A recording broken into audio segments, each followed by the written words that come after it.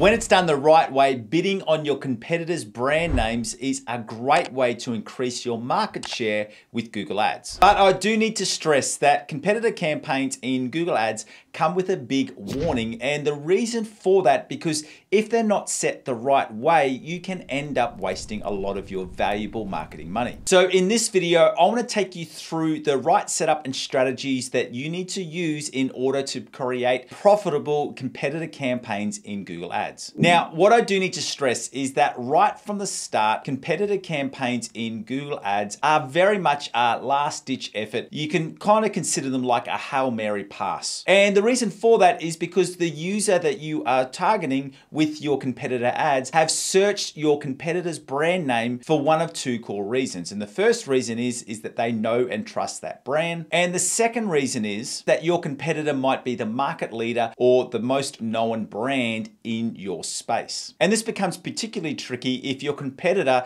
and their brand name is associated with your product or your service. What I mean by that is think of it like Nespresso. Now, Nespresso is a brand of coffee pods or coffee capsule machines, but no one really says, do you want a coffee from my coffee capsule machine? They'll generally just say, do you want a Nespresso? Even if that machine is not a Nespresso branded coffee machine. While I would argue that any type of coffee pod machine is essentially drinking dirty swamp water, but that's beside the point. And I think you get my point of what I'm trying to make is that if you are coming up against a competitor where there is high brand association with the product, it does add in an extra element of difficulty of trying to cut through into their market share. So with that in mind, what you do need to understand with your competitor campaigns, even as we go through the right strategy to set up, is that your competitor campaigns will have a higher CPC than the rest of your campaigns, and they will also have a lower conversion rate and higher acquisition costs. And the main reasons or the main drivers for that is what we spoke about before, is that you've got users who are actually searching another company's brand name, and if that company also has the largest market share and a high brand and product association, there are some big barriers that you do have to overcome in order to get that conversion.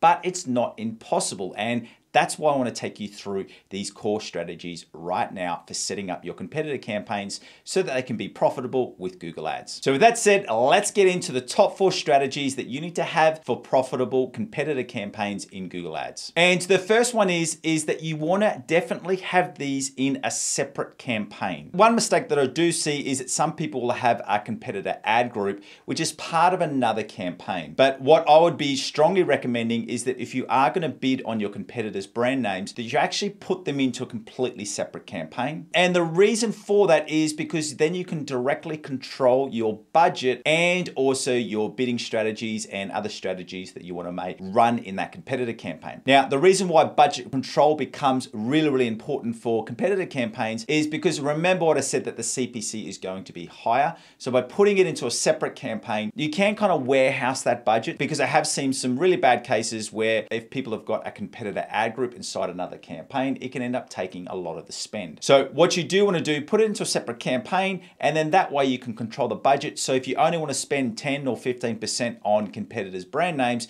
you know that you can safely and effectively do that inside of your total Google Ads structure. And another thing that I'll just note there, that if you are going to set up a competitor campaign, I would also go through and complete these 2 actions so that you can really make sure that all of your competitor spending is happening inside of this campaign. So what you will need to do is that you will need to add your competitors' brand names as negative keywords to any other search or shopping campaigns that you have running in the account. And then if you're running Performance Max, I would also add those competitor brand names to the brand exclusion list inside of your Performance Max campaign. And then what you will want to do is, especially in your other search and shopping campaigns, is that after you've set up that initial run of negative keywords, you will need to go through and continue to complete search term audits so that you can continue to build on that negative keyword list, so that you're kind of forcing any competitor spend to go into your specific competitor campaigns inside of Google Ads. And an action like search term audits is a really common and important optimization action that you need to be regularly completing in your Google Ads campaigns. And to make sure that you're not missing any other important optimization actions with your Google Ads campaigns, I want to help you further by giving you access to my Google Ads optimization checklists. Now, I've got these checklists for both service-based campaigns and also e-commerce businesses. And these lists don't only list all of the different optimization actions that you need to complete,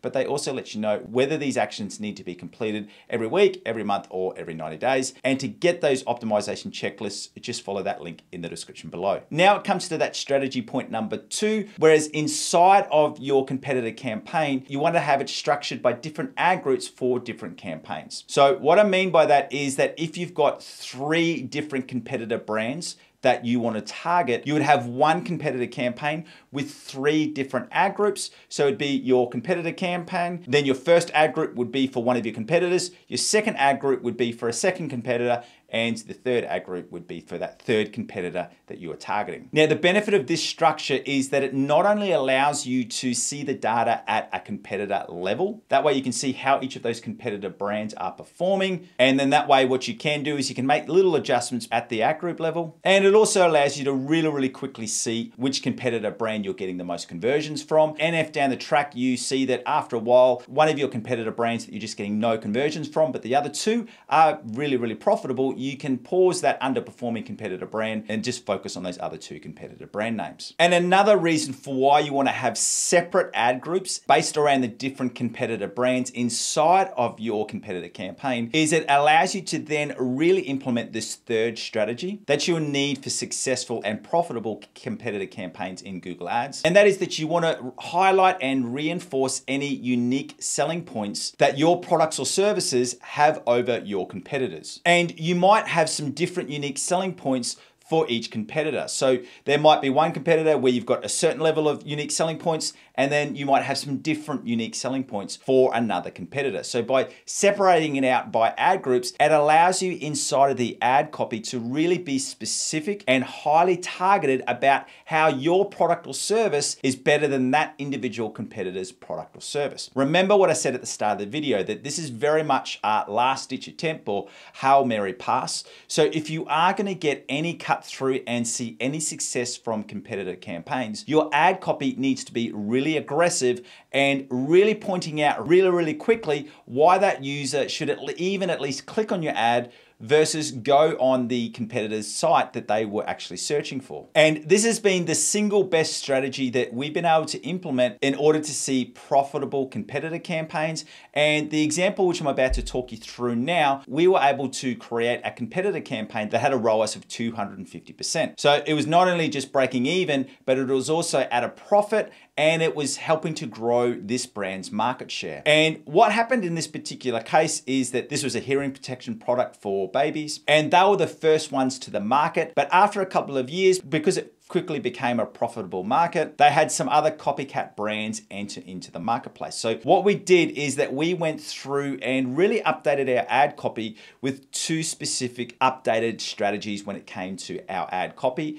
And the first one is that we really highlighted that this brand was the original and the first to market, and in this case, the actual creators of this product. So we were communicating 2 things, that this was the original and those other competitors were rip-offs or cheaper copies of the original brand. And then we also went a little bit further within the unique selling points, because one thing that we had that no other competitor had, because this product had to do with infant sound hearing protection, the company that I was marketing for, we were the only company in the market that had reached the safety standards for both the USA and the European markets. And that's what we ran within our ad copy, saying that we were the only product that had the required safety standards for both the US and the UA markets. And this message even worked outside of those markets, even into Asia and also into the Australia and New Zealand markets, because it really pointed out a really clear difference that this was a better quality product because it was the only product that had met those safety standards in both USA and Europe. So what you really want to make sure that you're doing in any ad copy for your competitor campaigns, you really want to get into your unique selling points and really have a very clear difference between your product and any other competing brand's products. Now, to help you with this, and this does take some time to really look at your products and look at your competitors' products, or look at your services versus your competitors' services, but there are generally 4 main categories that you can look at for your unique selling points. And the first one is the pricing. And what you can look at there is that, do you have a better pricing than your competitors? So if you do have a lower price, that's something that I would be really aggressive about in marketing in your ad copy. The next area is closely related to your price, but is all around your policies. If you have a better warranty, you might have like a 2-year warranty, whereas all other products only have a 1-year warranty, or you might have a better returns policy. Whatever the situation is, but take the time to look through those policies to see if there's any unique selling points you have there. The third area is all about product or service quality. One thing that you really want to make sure here is, rather than just saying we have the best product or we have the best service, you really want to break it down into something that is factual. The example that I gave before, the way that we did this was because we were the only company that had safety standards in both the USA and European markets. We mentioned that. So other options could be is that if you know that you've got a product that is 20% stronger, and as long as it can be backed by data, I'll be putting that in the ad copy. So saying, you know, our product X is 20% stronger than all of our competitors. Or if you had a product that was, say, 30% faster, you'd put our product is 30% faster than all of our competitors. And that's going to be much stronger than just saying we have the fastest product or we have the strongest product. The message will cut through further if you can point it back to some actual solid data or solid achievement cases that is stronger than just you saying we are the best or we are the fastest product. And then the last area is one where you can really pull on the loyalty of different markets. And what I mean by that is that if you're a locally based company, you can really work on that in your messaging. And an example we had for that is that we had another business that we're helping with, and when we went through, we found out that they were the only company in the space that was still manufactured in the United States. So especially for our USA based campaigns, we ran with a really strong messaging saying that we are made in the United States, and even went down to the point saying we're the only company that still manufactures in the US. So that's that fourth area, that if you've got any local or loyalty based unique selling points, I would definitely be mentioning them in your ad copy. Now, I'm sure there are other ones that you can pull out, but they're the four main categories that I initially look at when I'm trying to build out some different unique selling points for any campaigns that we're involved in. And now that brings us to the fourth core thing that you need to get right if you're going to have a profitable competitor campaign in Google Ads, and that is that you need to be running the correct bidding strategy. And in most cases, I will run a target impression share bidding strategy. Now, the reason for why I don't run a maximize conversions or maximize conversion value bidding strategy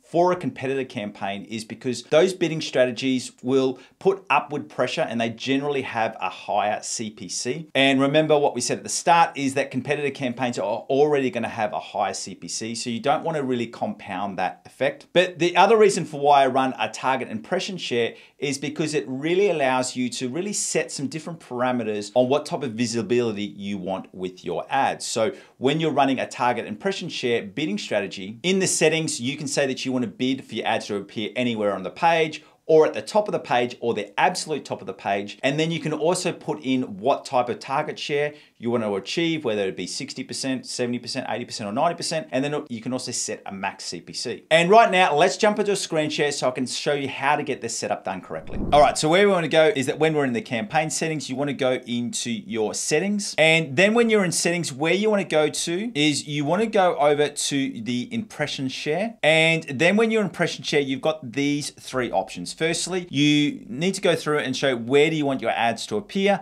So you can say anywhere in the results page, the top of a results page, or the absolute top. Now, I'll usually select the top of results. The reason for that is because it is harder to get into the top of absolute top of page, which is number one, but the top of results gets you into those top 4 results. So that's generally what I go for in a competitor campaign. And then with a percentage, I generally look to get at least about an 80% impression share. And then you can also add in your maximum CPC bid. Now, for the maximum CPC bid, sometimes you will have to adjust this. What I would generally do is I would look at the CPC that is currently in the account. So let's just say if the CPC was around about $1.50 for a competitor campaign, I would increase that up to about $2.50. And then if we needed to, after the first sort of 14 days of data, if I was noticing that we weren't getting enough impression share because our CPC bid was too low, you could just come back and adjust that CPC bid limit. Thank you for joining me. My name is Aaron Young from Define Digital Academy, and it has been an absolute pleasure to have you here. And very soon over the coming weeks, I'll be releasing another similar type of video to this, which is all about setting up branded campaigns the right way. So if you want to make sure that you don't miss when I release that video or any of the other videos that I release,